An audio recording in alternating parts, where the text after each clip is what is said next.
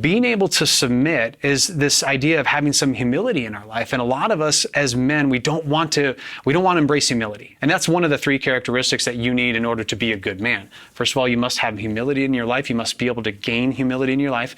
You must understand and know your purpose, but then you also have to be able to take action upon it.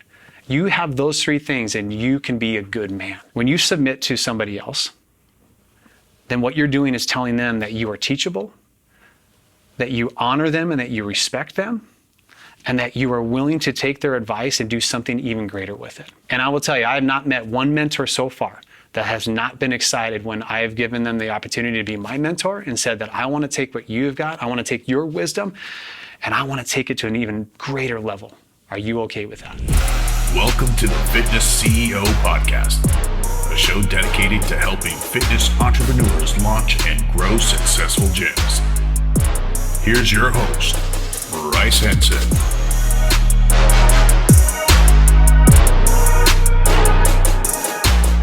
Welcome back, my friends, to another amazing episode of the Fitness CEO Podcast. And before I tee up today's guest, I want to give you a friendly reminder. Give us a like, give us a subscribe on YouTube, write us an awesome review at iTunes, and that way we can keep producing this content for you for free. So now to introduce today's guest, who's a dear friend of mine. He's a retired professional athlete. He is a best-selling author. He's the father of four and married to a rock star of a woman. Yes, he wanted me to add that in. But most importantly, he is the CEO of Man Made. And today we're going to be talking about personal growth. And whether you're a man, whether you're a woman, or whether you're a human, you can get a ton of value today. And the biggest takeaway is going to be providing you life hacks on how to develop your leadership skills, to grow your business, to grow your income, and grow your impact. Hey, welcome back, friends, to another amazing episode of the Fitness CEO Podcast. I'm super excited to tee up today's guest. Before I do, I want to give you a friendly reminder to give us a like and subscribe on YouTube and write an amazing review on iTunes. That way we can keep producing this content for you for free. Josh Kalinowski, my friend, welcome to the show. Thanks, brother. Appreciate being here. Dude! So, from Wyoming here in Southern California on a business trip, and is certainly so excited. I've been looking forward to this for quite some time and excited to make this happen. Oh man, I've been ecstatic. Not only to get back out here to this great area that you guys are at, but to also sit down with you, brother. This is going to be awesome. So, interestingly enough, if you're a CEO of a company, right? There's a lot that goes into the sales, the marketing, the accounting, the finance, the leadership and management. But for me, one of the biggest things that I've taken up on a journey is the need for personal growth. And I really buy into the philosophy by John Maxwell, incredible New York Times bestselling author, 21 Irrefutable Laws of Leadership, where he talks about the law of the lid, meaning you are the lid of your business. If you want your business to grow, you have to grow as a person. So the theme of this particular episode in our series is really personal development, growth, and leadership, because that's really what it takes in order to be successful. In fact, if I could rewind the clock over 10 years ago, 2012, when I first started my fitness business, the one thing that I would actually tell myself, way more than dedicating yourself to be a fitness coach or a business coach or a nutrition coach, is to develop yourself from a personal development perspective and leadership perspective. Excited to dive in with you, my friend, because you're a CEO in many capacities and you're a personal development expert. And you just wrote an incredible book that's actually being released right around the time this podcast airs, which is called Nice Guys Failed, Why Good Men Need to Do Great Things. So my first question for you, my friend, is why did you write the book? Yeah, brother. Great question. First of all, I think it was just a call to action to myself. You know, I was really going through a lot of opportunities to try to break through that false ceiling that I had in myself as a leader, as a business owner, as a father, as a husband. And so I really started to dive into, what did good men do back in the day? And how did they do great things? And we know that, like, we know the idea of, like, nice guys, and we've been around nice guys. And I think it's safe to say that the Nice Guy Project failed. And we find ourselves right now in the chaos that we have as a country because nice guys have tried to lead and they never did lead. Back in 1914, so this all kind of starts with this idea. So 1914, there's a guy named Ernest Shackleton. Okay. And Ernest was an explorer. And what he was doing is he was trying to gather men to go and do this trans-Antarctic expedition. And so he put this ad in the paper, and the headline of it said, "Men Wanted." So first of all, that's a really good attention grabber right there, right? Men wanted. But in the description of it, he talks about how it's going to be small wages. There's going to be danger at every corner. That there are going to be weeks and weeks on end of complete darkness. that safe return was doubtful. And I'm like, okay, I don't know if I'm signing up for that, right? But then he also said at the very end of it that glory and reputation were possible. And as I thought about that, it's kind of like, man, isn't that the story of every entrepreneur? Isn't that the story of every business owner? Like, you're like, man, small wages, yep, been there, done that, right? This is going to be a dangerous road ahead. Yeah, there's no doubt about that, right? The darkness that he's talking about, he was talking about the physical darkness, but we all go through those seasons of darkness where it's like, man, is this ever going to stop? And as I thought about like what he put in there as a men wanted, I don't think there's a lot of men that would volunteer for that job now. And so I know that was important back then. It was those types of things that created our nation, our country, and who we were and who we are to this day to a certain point. And so I wanted to really dive into, well, what makes a good man?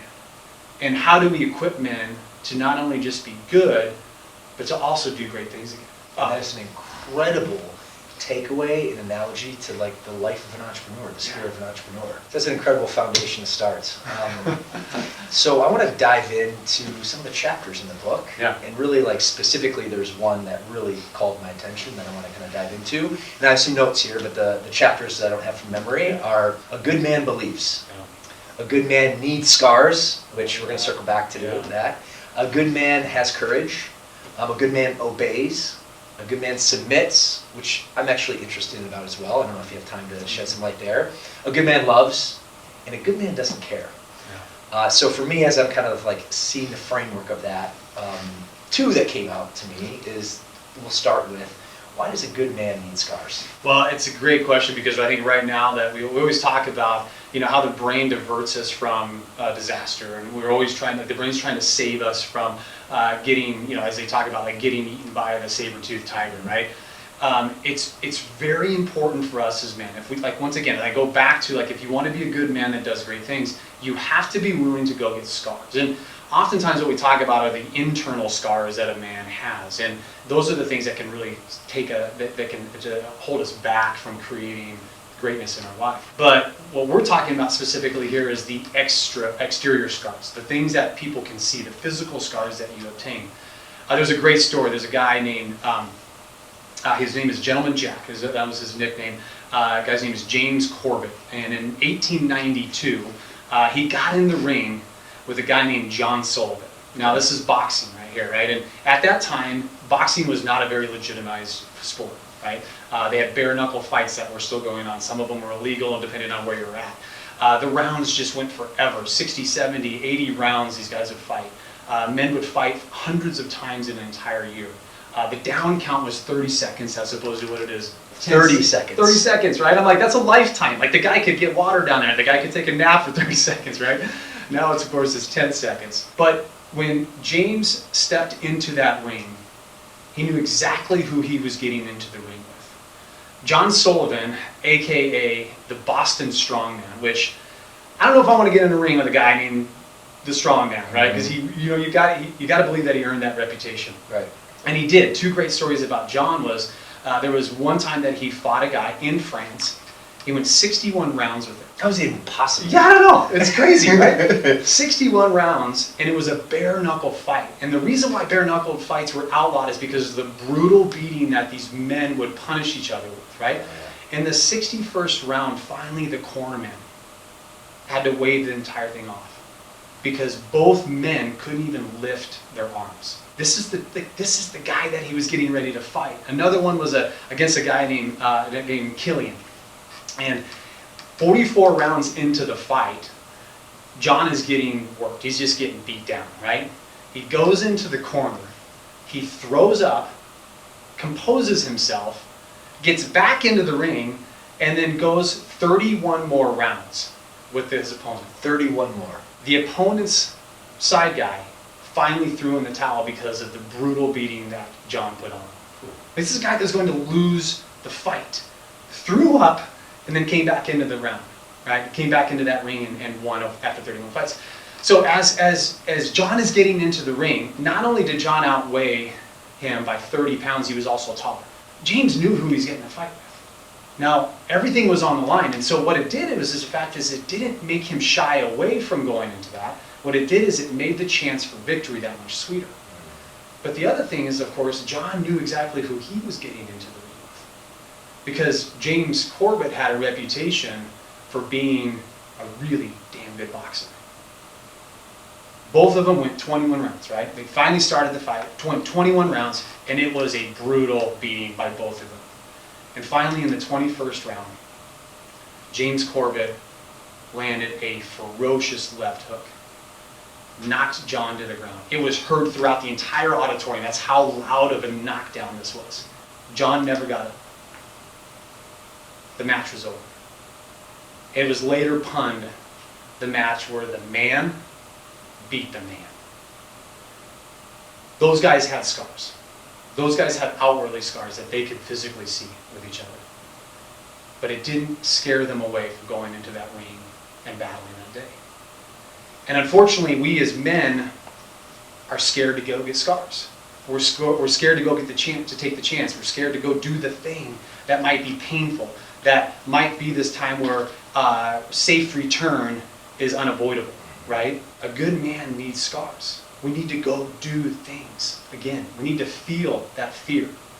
You know, we talked a little bit about the Alpha trip that we just came on, right? And Yeah. we went and climbed the Grand. Color that in, actually. I'm like dying, because we talked off set, but Yeah. man, I think there's some takeaways there. Well, and the thing that was amazing about this trip that I went with a bunch of guys here, a bunch of like-minded guys that wanted to go out there and do something hard, do something that they fully didn't grasp. Like, we didn't really understand how far we were climbing, how high we were going, how long the trip would go, but we said yes to the opportunity to potentially get scars. Now, this trip, of course, climbing the Grand in Jackson Hole, Wyoming, also has the chance of death as well, too. And we really didn't grasp that, but we were put in that scenario and we had to deal with it. There were many times along the trip where not only am I looking at myself of like, if I miss that next grab on the side of that mountain, I could drop 3,000 feet and perish. I could die. But then I also had to worry about the men that were behind me, too. And knowing that I was on that trip with them and one of us could possibly not return. And so the ability to go and get scars, I will tell you, it made it the greatest moment of our lives in a sense, coming back down from that mountain, getting to that car, and knowing that we just did, like the group of us that just went up there and did that, we just accomplished something together that not a lot of people would choose to do. And we all left that trip even better men, good men, because it empowered us to go out there and do great things. Good, man. Love that. From a personal development perspective, from a vision perspective, from a mindset perspective, from a leadership perspective, I just love that message, and I couldn't agree more, especially today's day and age. And I'm not totally sure if you're fully aware, but there's a company called Fuel Hunt. Yes. Who they're Great podcast, by the way. Oh, great. Love it. You did a fantastic job on it. Thank you. Yeah, link to the show notes. But their whole philosophy is restoring the dignity of hard work, Yeah. and I feel like that's definitely been lost. Yeah. And there's guys like you and us, leading the charge, and that's just incredible. So I appreciate that story. The flip side, though, as I'm reading, the content from your chapters of your book, a little counterintuitive, so I'm actually curious to dive more. And we could probably talk for hours about all the chapters, but Sure. a good man submits, and I feel like that's a little bit counterintuitive to what you just laid out, so I'd love to pick your brain to kind of get more meaning behind that. Yeah. Well, oftentimes we know that as men, we try to do life alone. We try to tackle situations alone. We try to keep all of our emotions inside. We bury them. And we end up finding out that that's really not the healthy way for us to grow. We put ourselves in isolation. We believe that we're on an island all by ourselves, right? I will tell you, one of the biggest challenges that I ran into from my former career, which is as a professional athlete, into getting into the workforce, was that I felt like I was the only one that had ever experienced defeat, failure.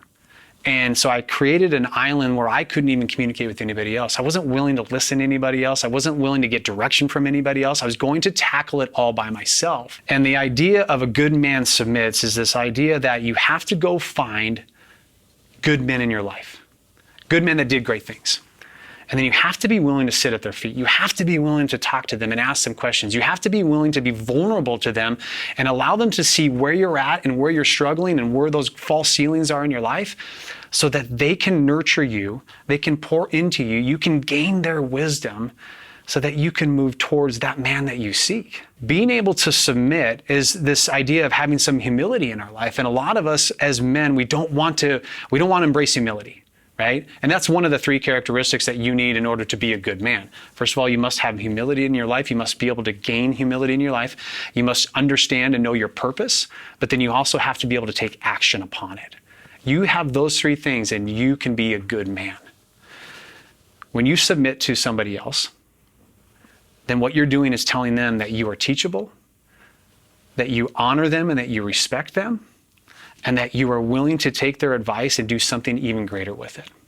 And I will tell you, I have not met one mentor so far that has not been excited when I have given them the opportunity to be my mentor and said that I want to take what you've got, I want to take your wisdom, and I want to take it to an even greater level. Are you okay with that? Nobody has ever turned me down in that opportunity. Yeah, gold right here.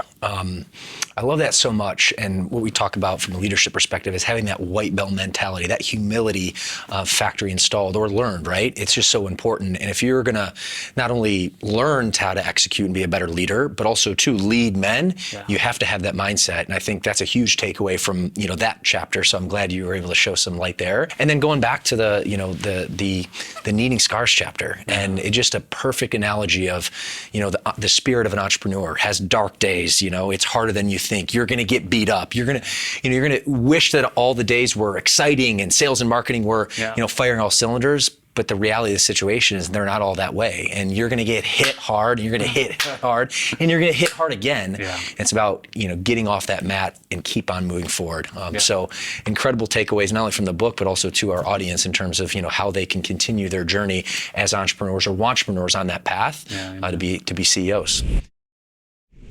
What's up, my friend? Bryce here. Now, you might know me as the co-host of this podcast and the CEO of FitBody. But what many people don't know is that I actually began my journey as a FitBody franchise owner. Now, being an owner, I wake up every day absolutely doing what I love. I live my passion. I help people transform their lives and have both financial and personal freedom. And it's for these reasons and many more that other owners join the brand and open their own FitBody locations too. So if you're looking to build a highly profitable business, take charge of your life, and create an impact in your very own community, then opening a FitBody gym might be a perfect fit for you. Now, to see if a territory is available in your area, as we have very limited spots due to our incredible growth, go ahead and visit our website at fbbcfranchise.com to complete an application. Well, thanks, and back to the show. What else do I have here? We were talking off set that I think that's a really important analogy to kind of bring up and really get your take on it. From a leadership, personal development perspective, there's an analogy or an acronym that you use called PILL. So if you would be so kind to color in that analogy or that acronym, and really the meaning is for you, for our audience. Each and every one of us take probably multiple pills every single day, right? We're talking about our health and our vitality. We might be taking pills because of some issues that we have. And as I was, as a business owner, not only was I experiencing this, but I saw so many of my staff experience it. I saw so many of our leaders, our internal leaders, getting to the end of the day and just feeling exhausted from everything that they were doing, right? Putting out fires, running with their head cut off, not feeling like they truly accomplished stuff. And by the end of the week, of course, they're completely drained, right? Their tanks are completely on empty, and they didn't feel like they accomplished or they got fulfilled in any areas of their life. We all know that, unfortunately, what ends up happening in life is that we have this idea, we have this goal of going and creating wealth in our life, and we're going to get to that. When we get to that point, then we're going to enjoy life. When we get to that point, I'm going to retire and I'm going to have everything that I want. And I fell victim to that mentality. I got to grind, I got to save, or I got to spend in order to create. I'm going to not give myself the opportunity to say yes to all of these things in my life that I know that would bring enjoyment to me now, because I want to pay the price now. That's what good leaders do, right? That's what successful people do, is pay the price now. Unfortunately, you are creating a life that you don't love. And then you wonder why you're not sleeping at night, and you're going, why am I not like these other successful people? Why can I not enjoy this guy that I know or this woman that I know? This doesn't life sucks, right? So I had to really take a step back, get outside of my fishbowl, and start to identify the things that I could do that I could do on a regular basis that would bring fulfillment to my life. As I looked at this, the acronym I came up with was PILL, because I'm taking it every single day anyways, right? Might as well take what I would need and what it's going to help me. So PILL is this idea of the P stands for painful, right? Every single day, you've got to do something painful. Every single day, you've got to do something that gets you out of your comfort zone, right? And I like to do it first thing in the morning. Now, I don't need you to go out there and hurt yourself. You don't need to pull a hamstring or do something stupid or break a kneecap or anything like that, right? But do something that's painful that you know you're going to be better because of it, right? You and I both have a great connection with the ice bath. You just happen to have a pool. Yeah. I just have a barrel, right? And I got to continue to keep filling it with ice. But the ice barrel has been such a great discipline in my life. And yes, there's moments, especially up in Wyoming, when it is absolutely painful. It's like needles sticking on your skin. It's cold here in Southern California, if you can believe. I can only imagine Wyoming. So I'm going to acknowledge that point. Yeah, it is crazy to be able to to do that. But it's such a great thing because I'm going to tackle something really hard first thing in the morning, really painful. But obviously there's so many benefits to getting into the ice barrel, to taking a cold shower, right? Yeah. Those are the physical, mental benefits to it far outweigh any of the discomfort that you're going to feel, right? Amen. But the great thing is that I'm going to tackle something hard now so that when something does happen that day that I don't like, I'm going to be a lot easier to go into that moment because I've already done something really hard. Intentional is the I. Every day I'm going to do something intentional, whether it's growing my business, pouring into somebody else, making a return phone call, sending an email, like something intentional that I know that I'm going to improve somebody else's life that day, fill their cup, or I'm going to move forward in a business venture that I've got going on, right? At least that way, at the end of the day, I can feel like, yes, I did something, right? The great thing I love about being able to be intentional when it comes to your relationships is that it makes you think of who you need to be pouring into. Right? And so that intentionality helps bring a life together, right? It helps you do what you want to do and be at your best. The next thing, of course, the L is lazy. We're all lazy about stuff in our lives, dude, right? Totally. Like I can't tell you how many times I walk by the trash can and I'm like, I should empty that, but I don't want to empty that. Or the dishes in the sink, like I should probably do the dishes because my wife really loves me to do the dishes and it would really make her happy. And if she's happy, then I'm happy. And then our marriage is happy, right? I just don't want to do it. Doing the lazy stuff in my life, it's amazing how many loops I've closed and how much satisfaction I have in my life and how I give myself the ability to do those things on a regular basis. And then the last thing to me, which was the most important, was do something every day that you love. Every day. Because we do not take care of ourselves. I can't tell you how many times I've met CEOs and business owners where they've put their health and vitality on the sidelines, they put their happiness on the sidelines, their joy, all these things because they feel like they have to continue to serve and serve and serve and serve, and they forget the most important person that they need to serve that will make the biggest difference.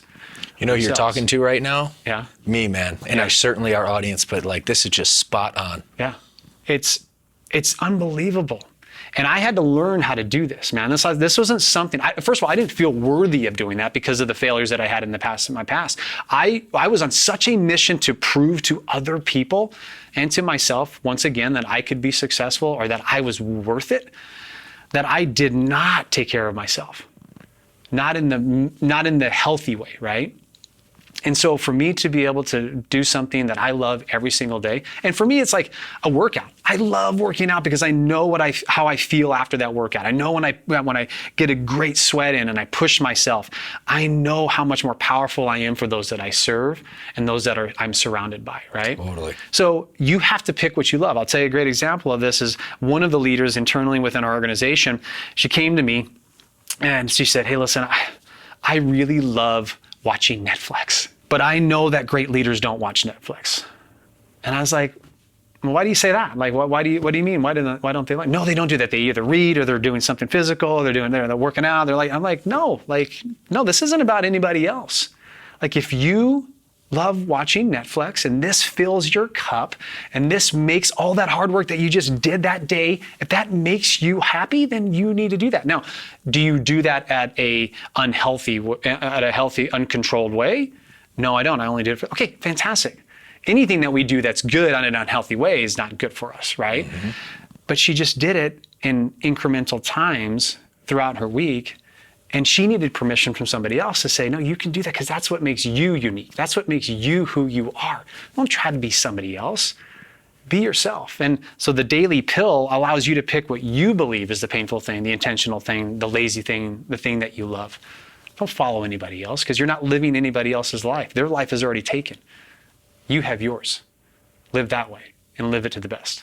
Gold, love that framework. And like I said, I mean, I know our audience has gotten a ton of value. You're literally talking to me and then spiritually talking to me at the same time. So I appreciate that, my friend. Yeah, my pleasure, brother. Well, you've been so gracious with your time. We still have a few minutes left. I want to transition to the lightning round to extract some last minute value from you if you're up for it. Yeah, brother. Let's do it. All right, cool. So we're all trying to, get better quicker, right? So from a hack perspective, what's one of your biggest self-development, physicality or leadership hack?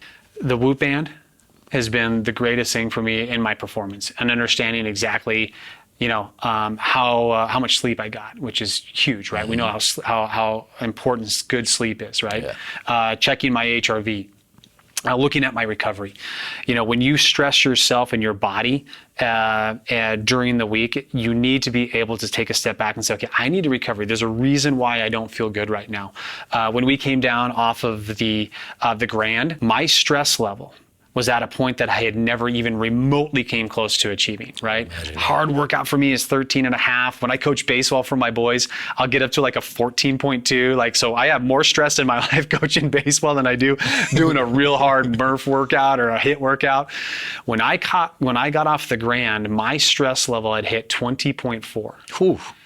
It was a reality check for me to realize how much stress I was under and why I was so fatigued and why I was so tired. And it allows me to say, okay, I'm going to plan to recover. Because before it's like, no, I'm going to push through. I can recover in one day. Well, sometimes it takes me 2 or 3 days, right? If I'm looking at and tracking all my stuff. The Whoop band has tremendously helped me as a leader in my performance, my attitude, and how I'm able to show up for everybody. Speaking of leadership, leaders are readers. So my next question for you is, what's a book recommendation or a podcast or some piece of learning from a personal development and growth, since that's the kind of topic of this particular podcast, that's really helped you along your path? Yeah, I'll give you 2 books. One is a book called Capital Crusaders.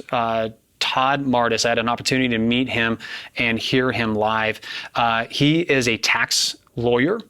And I know with a lot of people that are listening to this show, they might not be at that level of income where they actually have a tax attorney. They probably have a CPA that they're really depending on. Hey, listen, save me as much money as I possibly can. Well, we all know that CPAs are helping you just stay in your lane and to not get audited. Right. Tax attorneys are the ones that are saying, hey, listen, let's take advantage of all of the laws that they have out there that you can legally implement in your business, right? So for those people out there, I would highly recommend this book. It's been a game changer for me. Capital Crusaders? Capital Crusaders. Been phenomenal for me to see how I can save money in the most obvious ways that I wasn't doing and my CPA was not telling me anything about at all. On the personal development, and especially if you're a man or if you're a wife and you want to understand your man even better, I would say that Play the Man by Mark Batterson. That was one of the most impactful books that I've ever read, and I read it every single year, and it reminds me of the man that I need to become. Last question for you, my friend. And really, I mean, we've been focusing obviously on the story of a man, but really whether you're a man, whether you're a woman, or whether you're human, you can take so many golden takeaways from this particular episode. So to finish us off, in your last piece of parting wisdom for our audience who's interested in fitness, business, entrepreneurship, being a CEO, what is that parting piece of wisdom that will help our audience on their way? In our business, I really struggled in so many areas when we were growing of trying to save everybody. And, my heart was bleeding for them, whether they're in a financial bad position or whether they're in just a mental bad position. Like I was always trying to go and save people. And what that ended up doing was it really ended up destroying the growth that we potentially could have had as a company. It took away the personal accountability that each individual needs to have in their life. And so I can't remember who told me it, but it has stuck with me ever since then. And it is a constant phrase that I talk with our leaders about. But it reminds me every single day, be a leader, not a savior. Be a leader, not a savior. If you can choose to just be a leader, to lead your businesses will grow exponentially, or they'll grow to whatever level that you want them to grow. You try to be a savior, and it will be a very hard, miserable, long journey for you, and you'll never truly reach your potential. That is incredible advice, and an incredible way to end the episode. And for me, I look at that, and there's an analogy from a leadership perspective of being a lighthouse versus a tugboat. And we were talking off camera on that. And the difference is when you're a tugboat, you're pushing, you're pushing, you're working so hard. Yeah. You're trying to be that savior, right? Yeah. But ultimately, when you're the lighthouse, you're there standing erect, tall, and basically being that light for people to follow you. Yeah. And that's being the difference between a leader and savior. So what you just said really resonated with me of my decade plus fitness business experience as a CEO, and certainly want to pass that along to our audience. My friend, dude, it's been awesome. Thanks, man. To finish off, I want to basically take a second, just to acknowledge you. The way you show up, you're introduced through a dear mutual friend of ours, Sharon. Yeah. So head nod, who's also been on the Fitness Franchise I'm podcast. hoping this was his seat, because I was hoping to glean some wisdom and his energy, because that dude crushed it on your podcast, and absolutely love that guy. So. Dude, well, I do as well, and kindred spirits for sure. But I just want to thank you for showing up. Your energy, your positivity, your enthusiasm, in the grand scheme of things, is just game changing for our audience and really the lives that you touch. So I want to acknowledge you before we wrap today. Appreciate it, brother. Thank you, man. All right, my friends, I know you got a ton of value in this episode. Assume you did. Give us a like, give us a subscribe on YouTube, write us an awesome review on iTunes, and best yet, drop your biggest takeaway in the comments. I know you got a ton. And the last thing, if you got value from this, share this with someone in need. That way we can keep spreading this mission and vision. So Josh, my friend, appreciate your time. Thank you, buddy. And Appreciate we'll it. see you in the next episode.